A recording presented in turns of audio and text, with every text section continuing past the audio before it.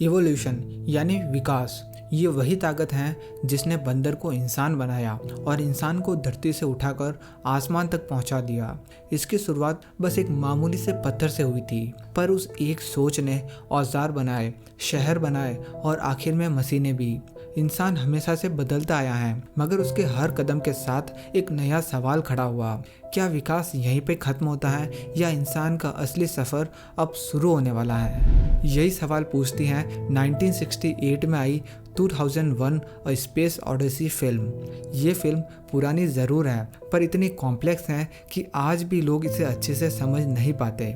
ये फिल्म हमें दिखाती है कि हम कहाँ से आए हैं और शायद कहाँ जा सकते हैं। तो चलिए इस फिल्म को बहुत ही आसान शब्दों में समझते हैं। कहानी की शुरुआत लाखों साल पहले अफ्रीका से होती है, जब इस पृथ्वी पर हम इंसान नहीं बल्कि हमारे पूर्वज एपमैन रहा करते थे।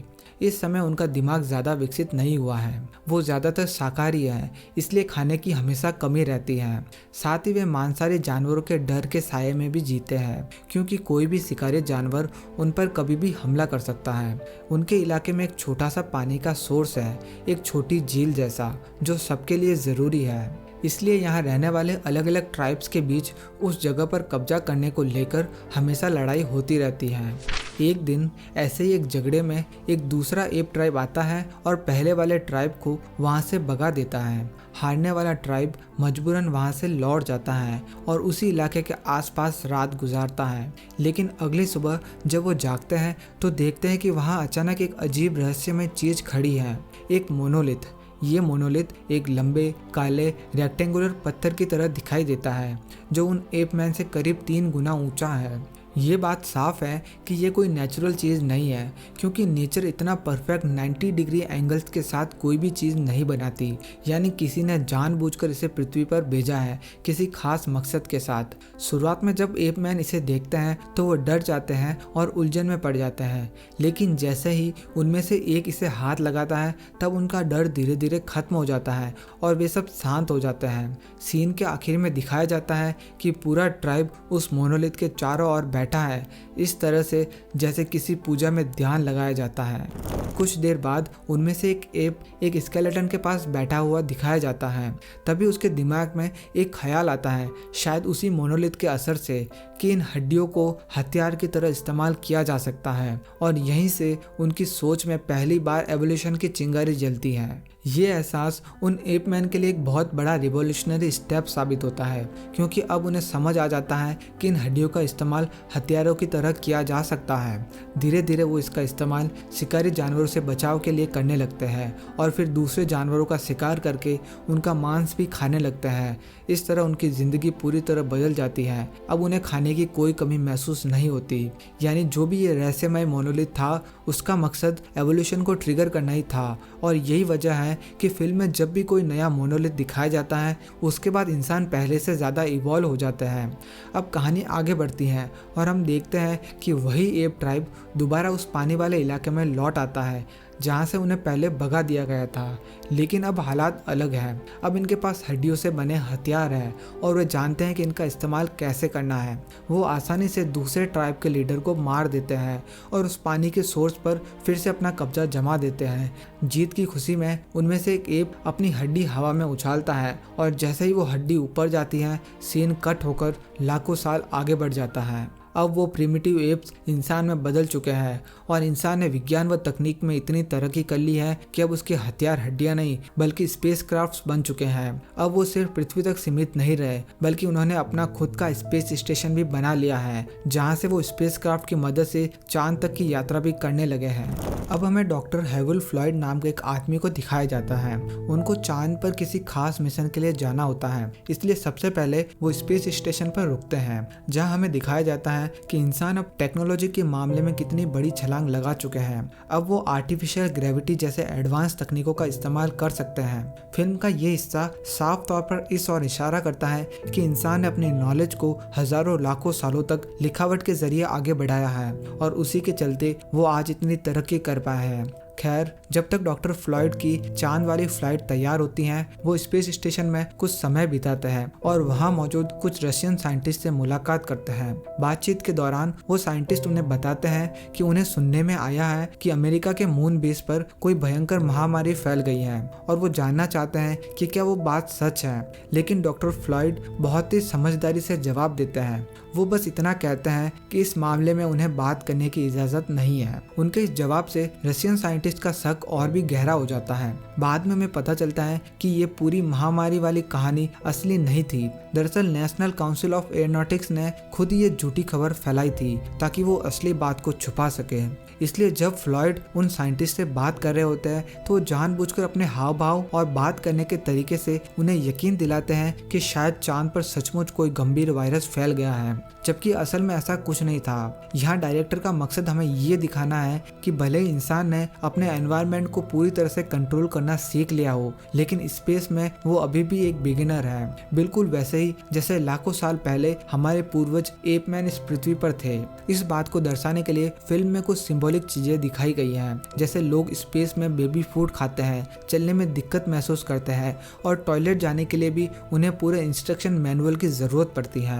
यानी स्पेस के एक नए माहौल में खुद को पूरी तरह ढालने के लिए इंसान को अब एक और इवोल्यूशनरी लीप की जरूरत है।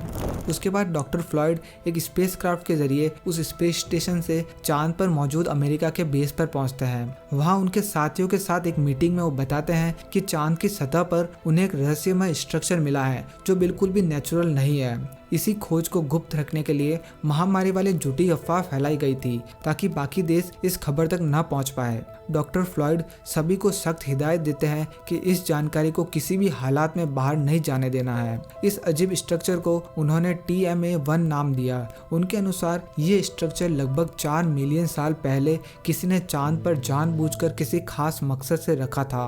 वो इस बात को लेकर पूरी तरह आश्वस्त थे कि ये कोई प्राकृतिक संरचना नहीं हो सकती, क्योंकि जैसा कि हमने पहले ही बताया, प्रकृति कभी भी परफेक्ट 90 डिग्री एंगल्स में कुछ भी नहीं बनाती। लेकिन वो ये नहीं जानते थे कि इसे वहाँ किसने रखा और क्यों। इसके बाद डॉक्टर फ्लॉयड कुछ एस्ट्रोनॉट्स के साथ उस जगह पर पहुँचते हैं जहाँ वो स्ट्रक्चर मौजूद था। उसके बाद हमें दिखाया जाता है कि ये मोनोलिथ बिल्कुल वैसा ही है जैसा लाखों साल पहले पृथ्वी पर उन एप्समैन के बीच अचानक प्रकट हुआ था। जब एक्सपेडिशन टीम उस मोनोलिथ का निरीक्षण करती है और उसके चारों ओर खड़े होकर एक ग्रुप फोटो लेने के लिए तैयार करती है तो सूरज की किरणें उस मोनोलिथ पर पड़ती है। जैसे ही रोशनी उस पर पड़ती है, उसमें से एक तेज हाई पिच वाला रेडियो सिग्नल निकलता है जो सीधा जुपिटर यानी बृहस्पति की दिशा में जाता है। ये देखकर सभी साइंटिस्ट हैरान रह जाते हैं और उनकी जिज्ञासा और भी बढ़ जाती है कि आखिर ये सिग्नल किसके लिए है और किसने 4 मिलियन साल पहले ये मोनोलिथ यहाँ पर रखा था। यहीं से उनके अगले मिशन की दिशा तय होती है जुपिटर की ओर, ताकि वो इस रहस्य की जड़ तक पहुँच सके। और अगर आपने ध्यान दिया हो तो अब तक फिल्म ये साफ दिखा चुकी है कि जब पहला मोनोलिथ पृथ्वी पर आया था तो उसने एवोल्यूशन को ट्रिगर किया था, जिसके परिणाम स्वरूप एपमैन ने खुद को आधुनिक इंसानों में बदल लिया था। अब जब दूसरा मोनोलिथ इंसानों को मिला तो ये साफ है कि ये एक बार फिर इवोल्यूशन के अगले कदम को ट्रिगर करेगा। इसका मतलब ये है कि इंसान अब पहले से कई ज्यादा विकसित होने वाला है। फिर कहानी 18 महीने आगे बढ़ती है। इस वक्त हम डिस्कवरी 1 नाम की स्पेसशिप में हैं, जो जुपिटर यानी बृहस्पति ग्रह की ओर आगे बढ़ रहा है, उसी रेडियो सिग्नल का पीछा करते हुए जो उस मोनोलिथ से निकला था। इस यान में फिलहाल सिर्फ 2 एस्ट्रोनॉट डॉक्टर डेविड बोवमैन और डॉक्टर फ्रैंक पॉल एक्टिव हैं, जबकि बाकी क्रू मेंबर्स रिसोर्सेज बचाने के लिए डीप स्लीप में सो रहे हैं। डीप स्लीप असल में एक तरह का कंट्रोल हाइबरनेशन है, जहां इंसान के शरीर को इतना स्लो कर दिया जाता है कि वो महीनों तक बिना खाए पिए जिंदा रह सके। इन पोर्ट्स के अंदर उनका हार्ट रेट बेहद कम हो जाता है, ब्रीथिंग लगभग ना के बराबर होती है और बॉडी का टेम्परेचर भी काफ़ी नीचे लाया जाता है ताकि एनर्जी की खपत मिनिमम रहे। बोवमैन और पॉल दोनों को अब तक इस मिशन की असली सच्चाई नहीं बताई गई है। उन्हें ये नहीं पता कि उनका असली मकसद उस रहस्यमय मोनोलिथ के सोर्स का पता लगाना है। इस स्पेसशिप में हॉल 9000 नाम का एक सुपर एडवांस AI कंप्यूटर होता है, जो न सिर्फ इंसानों की तरह सोचने, महसूस करने और फैसले लेने की क्षमता रखता है, बल्कि ये कई मामलों में इंसानों से कई ज्यादा तेज काम करता है। पूरे स्पेसशिप का कंट्रोल हॉल के पास है। पृथ्वी पर बीसीसी को दिए गए इंटरव्यू में बोमैन और पॉल बताते हैं कि हॉल 9000 के पास इंसानों जैसी फीलिंग्स हैं, लेकिन वो खुद भी ये नहीं जानते कि क्या वो फीलिंग सच में रियल है या सिर्फ प्रोग्राम। फिल्म का ये हिस्सा दिखाता है कि दूसरे मोनोलिथ के बाद इंसान अब इवोल्यूशन के अगले स्टेज में पहुंच चुका है। इतना बड़ा स्पेसशिप, इतना लंबा मिशन और जुपिटर जैसे खतरनाक ग्रह की यात्रा, ये सब उसी का नतीजा है। अब आप सोच सकते हैं कि आखिर इसमें इतना बड़ा इवोल्यूशन क्या हुआ।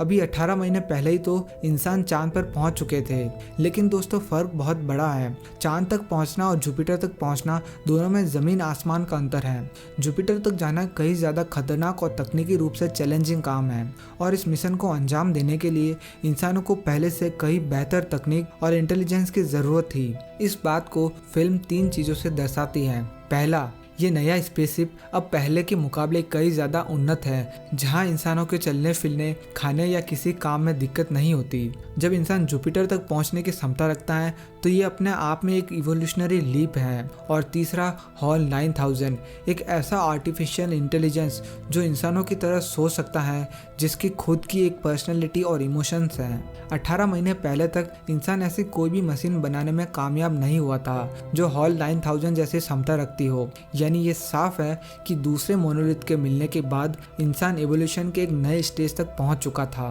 अब अपनी कहानी पर वापस आते हैं। मिशन के दौरान एक दिन हॉल स्पेसक्राफ्ट के राउटर कम्युनिकेशन यूनिट का डाटा पढ़ते वक्त एक गलती कर देता है।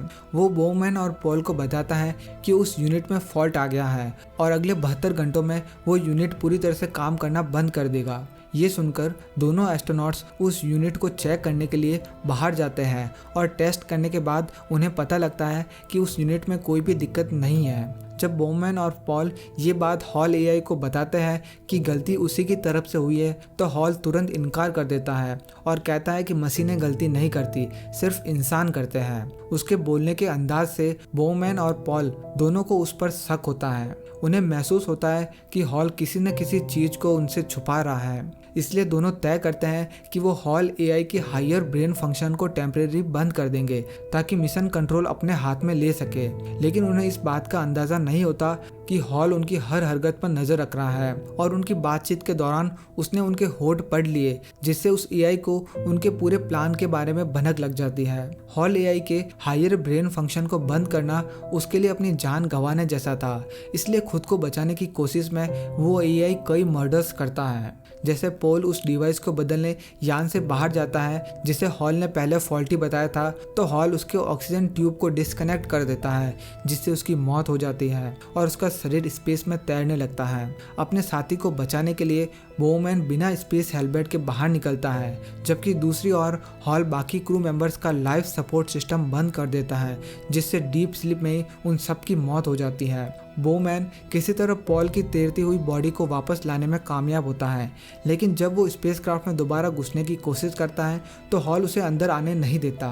तब बोमैन एक प्लान बनाता है। वो पॉल की बॉडी को दोबारा स्पेस में फेंक देता है और इमरजेंसी एयरलॉक से अंदर घुसने की कोशिश करता है। बहुत स्ट्रगल के बाद वो बिना हेलमेट के स्पेसशिप में वापस आ जाता है। अब वो सीधे हॉल के मेमोरी चैम्बर में पहुंचता है और उसके हायर ब्रेन फंक्शंस को बंद करना शुरू कर देता है। हॉल एआई डर के मारे अपनी लाइफ की भीख मांगता है, पर बोमैन शांत रहता है और एक एक करके उसके मेमोरी चिप्स को डिस्कनेक्ट करता जाता है। जैसे जैसे वो चिप्स हटाता है, हॉल की वॉइस स्लो होती जाती है और उसकी कॉन्शियसनेस एक बच्चे जैसी हो जाती है। इस दौरान बोमैन उसे नर्सरी राइम गाने को कहता है, जिसे हॉल बड़ी मासूमियत के साथ गुनगुनाने लगता है। इस पूरे सीन में डायरेक्टर ने ह्यूमन इमोशंस जैसे अटैचमेंट, फियर, करेज और लॉस को बहुत ही गहराई से दिखाया है। और इसी सीन में डायरेक्टर ये दिखाने की कोशिश करते हैं कि जो चीज़ इंसानों ने लाखों सालों में सीखी है वो कोई मशीन तुरंत नहीं सीख सकती। खैर, कहानी पर आगे बढ़ते हैं। हॉल के आखिरी मेमोरी चिप को डिस्कनेक्ट करते वक्त बोमैन को एक प्री रिकॉर्डेड वीडियो मैसेज मिलता है, जिससे उसे मिशन के असली मकसद के बारे में पता चलता है। ये मैसेज डॉक्टर फ्लॉयड का होता है, जिसमें वो बताते हैं कि 18 महीने पहले उन्होंने पहली बार पृथ्वी के अलावा कहीं और इंटेलिजेंट लाइफ मौजूद होने के सबूत मिले थे। फिल्म में इस बात को इंटेंशनली अनक्लियर रखा गया है कि वो किस तरह की इंटेलिजेंट लाइफ थी। वो एलियंस हो सकते हैं जो हमसे कई ज़्यादा एडवांस है, या किसी दूसरे डायमेंशन में मौजूद कोई सभ्यता, या फिर शायद भगवान खुद। ये पूरी तरह से व्यूअर की इंटरप्रिटेशन पर छोड़ दिया गया है कि वो इसे क्या समझते हैं। लेकिन एक बात तो साफ है कि जो भी ये शक्ति है वो इंसानों के एवोल्यूशन को गाइड कर रही हैं, उन्हें अगली स्टेज की ओर बढ़ा रही हैं। अब बोमैन का स्पेसक्राफ्ट अपने फाइनल डेस्टिनेशन की ओर बढ़ता जा रहा है। जब वो जुपिटर के पास पहुंचता है तो उसे स्पेस में एक नया मोनोलिथ दिखाई देता है। ये फिल्म का तीसरा मोनोलिथ होता है। वो ईवीए पोर्ट के जरिए अपने स्पेसक्राफ्ट से बाहर निकलता है और जैसे ही वो मोनोलिथ के करीब जाता है, अचानक वो एक स्टार गेट जैसे सीक्वेंस में खींचा चला जाता है। ये कुछ वैसा होता है जैसे किसी वर्म होल से गुजरना, जिसके जरिए वो स्पेस में टाइम की विशाल दूरियों को काफी कम समय में तय कर रहा होता है। इस जर्नी के दौरान वो अलग अलग रंगों, डायमेंशंस और कॉस्मिक विजुअल से होकर गुजरता है, जो इस बात का प्रतीक है कि वो अब किसी हायर डायमेंशंस में प्रवेश कर चुका है। हम देखते हैं कि बोमैन पहले एक तेज घूमते हुए लाइट वॉर्टेक्स के पास होता है और फिर धीरे धीरे कुछ रहस्यमय कॉस्मोलॉजिकल फिनोमिनन्स दिखते हैं और ऐसा लगता है मानो ये घटनाएं जन्म, मृत्यु और पुनर्जन्म के चक्रों को सिंबलाइज कर रही हो, क्योंकि विजुअल्स में हम गैस क्लाउड्स को स्पर्म और माँ के गर्भ में पल रहे शिशु का आकार लेते हुए देखते हैं। यहाँ तक कि बोमैन के स्पेसक्राफ्ट को भी जानबूझकर स्पर्म के शेप का दिखाया गया है, जिससे ये इशारा मिलता है कि वो एक कॉस्मिक रीबर्थ की प्रक्रिया में है। वो उन अजीब से लेकिन खूबसूरत नेचुरल लैंडस्केप्स को पार करता जाता है जो दिखने में पृथ्वी जैसे लग रहे हैं, पर उनके रंग, माहौल और एनर्जी अलग होती है। कुछ ऐसा मानो वो किसी और रियलिटी में पहुंच गया हो। आखिरकार उसकी ये यात्रा एक जगह पर आकर रुकती है। बोमैन खुद को एक ऐसे कमरे में पाता है जिसकी बनावट और सजावट नियो क्लासिकल फ्रांस स्टाइल की होती है। डायरेक्टर ने इस डिजाइन को इसलिए चुना क्योंकि ये एनलाइटमेंट के युग का प्रतीक है, वो समय जब इंसानों ने अंधविश्वासों से निकलकर ज्ञान, बुद्धि और चेतना के नए द्वार खोले थे। कई लोग मानते हैं कि एनलाइटमेंट प्राप्त करने के बाद इंसान एक अलग एंटिटी बन जाता है, वो जन्म और मृत्यु के चक्र से मुक्त हो जाता है। यहाँ भी उसी विचार को सिंबलाइज किया गया है, क्योंकि बोमैन अब एक सामान्य इंसान से कुछ और बनने वाला है, एक हायर बीइंग। कमरे के बाहर से कुछ हल्की आवाजें आती हैं। शायद वो उन उन्नत प्राणियों या हायर डायमेंशनल बीइंग्स या भगवान की हैं जो शुरू से ही मानवता को गाइड कर रहे थे और इवोल्यूशन को दिशा दे रहे थे। आगे जो भी दिखाया गया है उसे आप कई तरीकों से समझ सकते हैं, क्योंकि इसमें बोमैन धीरे धीरे अपनी जवानी से बूढ़ा होता हुआ दिखाया गया है। कुछ लोगों का मानना है कि जिस कमरे में वो है वो असल में उस उन्नत सभ्यता की एक एक्सपेरिमेंटल लैब है, जहां बोमैन एक ह्यूमन स्पीसीज की तरह मौजूद है और वे प्राणी उसके एवोल्यूशन के आउटकम्स को ऑब्जर्व कर रहे हैं। वहीं दूसरे एक्सप्लेनेशन के अनुसार वो कमरा एक हायर डायमेंशनल स्पेस है, ऐसी जगह जहां समय लीनियर नहीं बल्कि फ्लूइड है, यानी बोमैन वहां एक साथ अपने कई रूप देख सकता है, बच्चे से लेकर बूढ़ा होने तक। अब इस वजह से वो अपने आप को ही अपने खुद के सामने धीरे धीरे उम्रदराज होते हुए देखता है। चूंकि फिल्म में इन बातों को स्पष्ट रूप से नहीं बताया गया है, इसलिए ये पूरी तरह से व्यूअर के इंटरप्रिटेशन पर छोड़ दिया गया है कि वो इसे कैसे समझना चाहता है। ये बिल्कुल वैसा है जैसे इंटरस्टेलर मूवी में टेसरेक्ट को दिखाया गया है। खैर, इंटरस्टेलर मूवी की बात इस वीडियो के आखिर में करेंगे। अब आते हैं चौथे और आखिरी मोनोलिथ पर।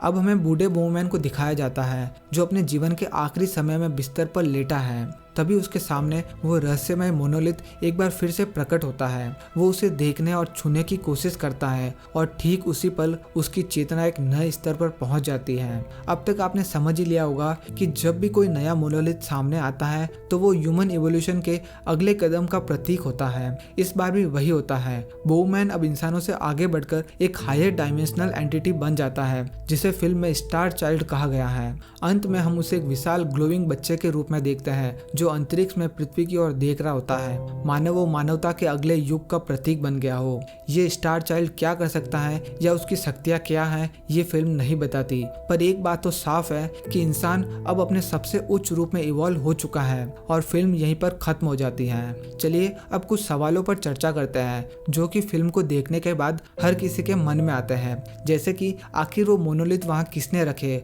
और उनका असली उद्देश्य क्या था। इस फिल्म में कहीं भी ये बताया नहीं गया कि मोनोलिथ को वहाँ पर किसने रखा। इसलिए हम खुद के इंटरप्रिटेशन से ये कह सकते हैं कि वो हमसे कई ज़्यादा विकसित एलियंस हो सकते हैं, हायर डायमेंशन में रहने वाले जीव हो सकते हैं, या फिर भगवान खुद भी हो सकते हैं। इन मोनोलिथ को इसलिए वहाँ रखा गया था ताकि वो हमारे एवोल्यूशन को ट्रिगर कर सके और हमें उन्नत बनाने में हमारी मदद कर सके।